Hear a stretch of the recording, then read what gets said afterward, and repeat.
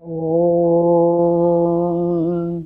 सहना भवतु सहनौ भुनक्तु सह वीर्यं करवावहै तेजस्विनावधीतमस्तु मा विद्विषावहै। ॐ शांति शांति शांति। हमारा भारतवर्ष एक ऐसा राष्ट्र है जहाँ पर खट ऋतुओं का प्रवेश है। यहाँ हिमालय जैसा महान पर्वत, उसकी अनुपमेय शिखर, यहाँ से गंगा का प्रवाह प्रवाहित होता है। श्री मैथिली शरण गुप्त ने कहा है, भूलोक का गौरव प्रकृति का, पूज्य लीला स्थल जहाँ, फैला हिमालय गिर मनोहर और गंगा जल जहाँ। संपूर्ण देशों से अधिक किस देश का उत्कर्ष है, वह पूर्ण ऋषि भूमि है, वह कौन? भारतवर्ष है। ऐसा हमारा देश जहाँ पर खट ऋतुओं का प्रवेश, और उन ऋतु में यथा वर्षा, शरद, शिशिर, हेमंत, वसंत और ग्रीष्म ऋतु, ये भारत का ही गौरव है जहाँ पर ये विद्यमान है। यही कारण है कि अखिल कोटि ब्रह्मांडाधिनायक परात्पर तत्व ने भारतवर्ष की धरा को ही, और उसमें विशेष करके उत्तर भारत की धरा पर अवतार लेना स्वीकार किया, क्योंकि यहाँ पर उनकी प्रकृति पूर्णतमा होकर के विकसित होती है और प्रकाशित होती है। आज श्रावण का महीना, जो वर्षा ऋतु का प्रारंभिक मास है, जो कि नारायण स्वरूप परब्रह्म शंकर जी का मंगलमय मास है। हर व्यक्ति बड़े ही आदर भाव से, सम्मान पूर्वक, श्रद्धा पूर्वक भगवान शंकर का मंगलमय अर्चन कर अपने आप को धन्य अनुभव करता है। आशुतोष अवधरदानी भगवान शंकर की आराधना, अर्चना, उनके अभिषेक से मानव को, समाज को, विश्व को क्या क्या लाभ होते हैं, हमको जानना चाहिए। सर्वप्रथम आपके अंतर हृदय में, जैसा उनका नाम है, शंकरोति शंकरा, कल्याण को देने वाले, आनंद प्रदान करने वाले, अंतिम विश्राम को देने वाले भगवान शंकर की आप सकाम भी पूजा करते हैं तो भी आपकी कामना की पूर्ति और उनकी कृपा की अनुभूति होती है। यथा भगवान शंकर का सर्वोत्तम अभिषेक गंगा जी से। नंबर 2, शुद्ध जो आपके यहाँ का जल है, उससे भी उनको प्रसन्नता होती है। दूध के अभिषेक के द्वारा संतान की उपलब्धि होती है, और सरसों के तेल से अभिषेक करने से शत्रु का विनाश होता है। इसी प्रकार से यदि मान लीजिए आपके पास कुछ भी नहीं है, तो पत्रम पुष्पं फलं तोयं, जैसा भगवान कृष्ण ने श्रीमद् भगवद गीता में कहा है, यदि आप समर्पित करते हैं तो आपकी मनोकामना पूर्ण होती है। विद्या के क्षेत्र में पाणिनि जी को कहा गया था कि भगवान शंकर को एक लोटा जल ही चढ़ा दो। उस एक लोटा जल चढ़ाने का परिणाम ये हुआ, अष्टाध्यायी उनके अंतर हृदय से प्रकट होकर के आज विश्व के प्रांगण में सर्वश्रेष्ठ व्याकरण शास्त्र के रूप में आकर के मूर्तमान हुआ। भगवान शंकर तमोगुण के अधिष्ठाता हैं। यद्यपि सतोगुण, रजोगुण, तमोगुण मई जो प्रकृति है वो उनकी जलहरी है, उसमें विराजमान निष्कल निष्प्रपंच औढ़रदानी भगवान शंकर का लिंग प्रतीक है। शिव शक्ति का मंगलमय एकता है।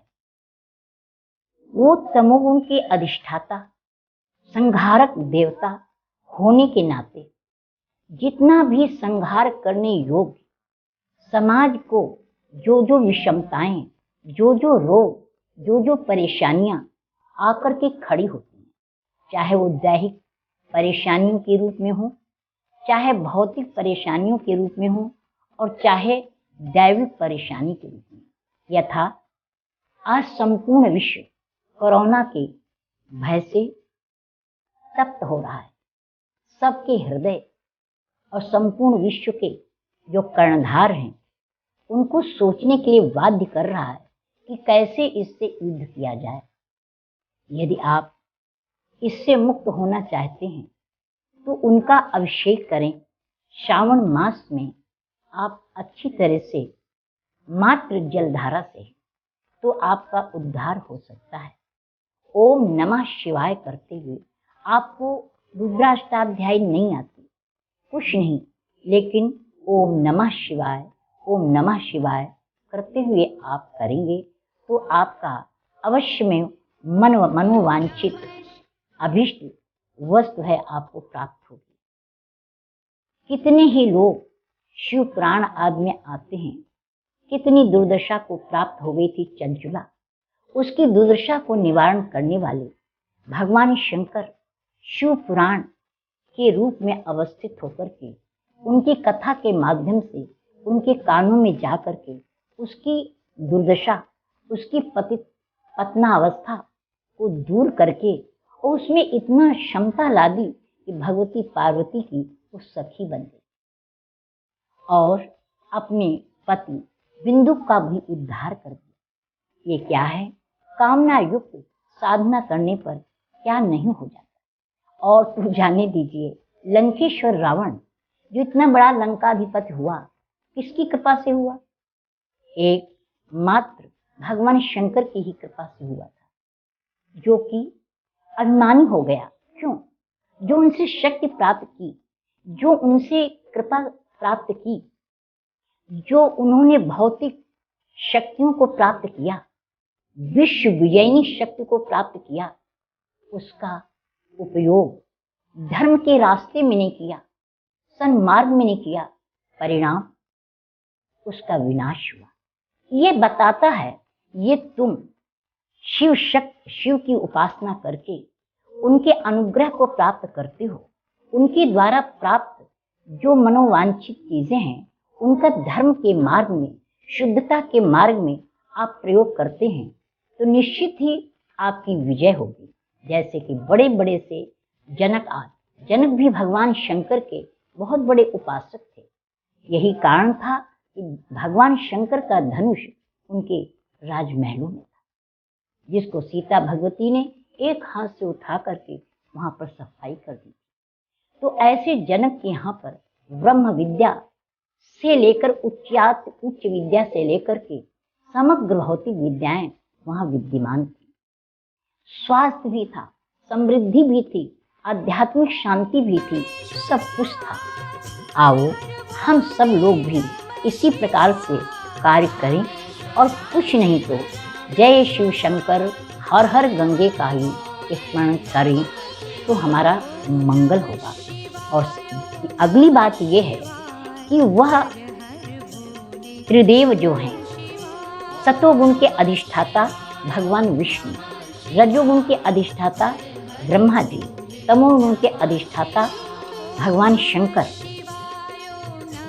सतोगुण के अधिष्ठाता भगवान विष्णु पालन करते हैं, रजोगुण के अधिष्ठाता ब्रह्मा जी सृष्टि का निर्माण करते हैं। सृष्टि में जब भी अव्यवस्थाएं आ जाती हैं, जब भी किसी प्रकार से चाहे शरीरगत पीड़ाएं हों, चाहे मनोगत पीड़ाएं हों, और चाहे समष्टि और व्यष्टि संपूर्ण विश्व व्यापनी पीड़ा हो, कष्ट हो, रोग हो या कोई संघर्ष हो, उन धर्म विरुद्ध संघर्षों को विनष्ट करने के लिए भगवान शंकर एक महान संहारक देवता के रूप में, जो लोग भी कोरोना जैसी भयंकर विश्वव्यापी महाबीमारी, संक्रामक बीमारी से मुक्त होना चाहता है, तो एक अवश्य में नहीं तो श्रावण के महीने में ही एक घी का दीपक जला करके भगवान शिव के सानिध्य में रख दिया जाए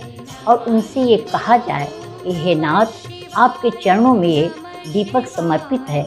जिस प्रकार दीपक ज्योतित हो रहा है, प्रकाशमान हो रहा है, ऐसा मेरा जीवन, मेरा व्यवहारिक और पारमार्थिक जीवन सब जगह से प्रकाशमान हो जाए। इस भावना से मात्र जरा सा उसमें घी डाल करके दीपक रख देना। जिसके पास शक्ति नहीं है तो अपना तेल का भी दीपक रख सकता है। जहाँ तक हो घी का दीपक जला के रखे तो उसका उद्धार होता है, कल्याण होता है। उनके अनुग्रह को प्राप्त करने के लिए कुछ नहीं चाहिए, भावों का ही साम्राज्य यदि आपके पास में है, यदि आपके पास में प्रेम से भरा हुआ हृदय है, तो भगवान कौन ऐसा होगा। एक मनुष्य का भी हृदय द्रवित हो जाता है जब प्रेम पूर्वक व्यवहार प्राप्त करता है। ऐसे ही जब आप ये अनुभव करते हैं, हे नाथ, आपके चरणों में मेरा तन, मन और धन समर्पित है, तो कब के भगवान शंकर हैं जो हमारी इस याचना को स्वीकार न करेंगे और हमारे जीवन में नव प्रकाश नहीं लाएंगे। ऐसा कभी नहीं हो सकता है। एक सकाम भावना से जो आपने किया वो कामना पूर्ति होगी, और यदि आपने उनका महान निष्काम भाव से यदि करते हैं तो आपको अनुपमेय परा भक्ति ब्रह्म विद्या आपको प्राप्त होगी। और उस समय आपकी अनुभूति यह होगी, शिवो गुरु शिवो वेदा शिवो देवा शिवा प्रभु शिवोऽस्म्यहं शिवा सर्वं शिवादन्यन्य किंचन। अंतर ज्योति बहिर्ज्योति सम्यक ज्योति परात्परा ज्योतिर्ज्योति स्वयं ज्योति आत्मज्योति शिवोऽस्मि। तो क्या कहा जाए, अरे जिससे अज्ञान जैसा भयंकर पहाड़ दूर हो जाता है, तो ये छोटे छोटे रोग क्या दूर नहीं होंगे? अवश्य होंगे। जो भी हैं सब दूर होंगे और हमारा जीवन वास्तव में शिवस्थान होगा, यानी कल्याणमय होगा। और हमारी दृष्टि में सर्वं शिवमयम जगत का दर्शन प्राप्त होगा। और आप जिन किन्हीं को रामायण के अंतर्गत, जिसको मान लीजिए रुद्राष्टाध्यायी से नहीं समर्थ है अभिषेक कराने का, वो नमामि शमीशान निर्वाण रूपम विभुं व्यापकम ब्रह्म वेद स्वरूपम, इससे भी यदि 1 बार 2 बार 11 बार करके अभिषेक करता है और वास्तव में अपने जीवन को व्यक्ति सफल करता है, इसके साथ साथ में जो बिल्व पत्र है उसको भी चढ़ाना चाहिए। भगवान शंकर को बिल्व पत्र चढ़ाने का बहुत बड़ा महत्व है। बिल्व पत्र यदि कहीं पर उपलब्ध नहीं हो रहा हो, ऐसा स्थान हो, तो शिवलिंग के ऊपर जो चढ़ा हुआ बिल्व पत्र है, पूर्व से ही उसको उतार करके भगवान शंकर को नमन करके उसको धो करके और पुनः ओम नमः शिवाय कहते हुए उन पर समर्पित कर देना चाहिए। परंतु ऐसा ना हो कि बिल्व पत्र प्राप्त होने योग्य हैं, परंतु फिर हम अपने आलस्यवश, प्रमादवश वही उतार करके धो करके चढ़ाते हैं, तो केवल हमारा प्रमाद ही होगा, हमारा आलस्य होगा।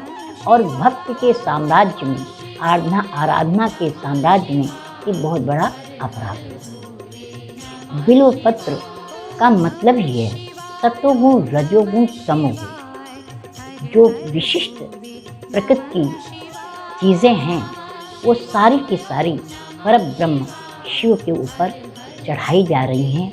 अंततोगत्वा यही कहना है कि हम जो भी भगवान शंकर से अर्चना के बाद में, अभिषेक के बाद में, आराधना के बाद में जो कुछ भी प्राप्त करते हैं, उनके अनुग्रह से समृद्धि, ऐश्वर्य, लक्ष्मी, उसको हम बिल्कुल विशुद्ध हृदय से हम अनुभव करें कि परमात्मा से प्राप्त है। हम उन्हीं के कार्यों में, और आपके भी जो कार्य हैं, उन्हीं के कार्य हैं, उनमें हम व्यय करेंगे। और साथ साथ में यदि ऐसा नहीं करते हैं तो ध्यान रखना कि बड़े बड़े चंड मुंड जैसे लोग हो चुके हैं, उन्होंने शक्तियाँ प्राप्त की, उन शक्तियों का दुरुपयोग किया, तो परिणाम ये हुआ भगवती अम्बा भी रुष्ट हो गई और उनके हाथ में विनाश के अतिरिक्त कुछ नहीं लगा। और भगवती ने स्वयं कहा है, यो माम जयति संग्रामे यो मे दर्पम विपोह्यति यो मे प्रतिबलो लोके समय भरता भविष्यति। प्रकृति के ऊपर जय प्राप्त करने की कामना विज्ञान की थी, भौतिक विज्ञान की थी। आज प्रकृति माता रुष्ट हुई, उन्हीं का एक छोटा सा परिणाम कोरोना के रूप में आया है। आज शिव अम्बा की आराधना करके, शिव शक्ति की आराधना करके, जो जलहरी में अवस्थित शिवलिंग है, इसकी आराधना करके श्रावण मास में आप कोरोना से मुक्त हो सकते हैं। उनके पास में दीपक जला करके आप इससे मुक्त हो सकते हैं। और अंतर मन में ओम नमः शिवाय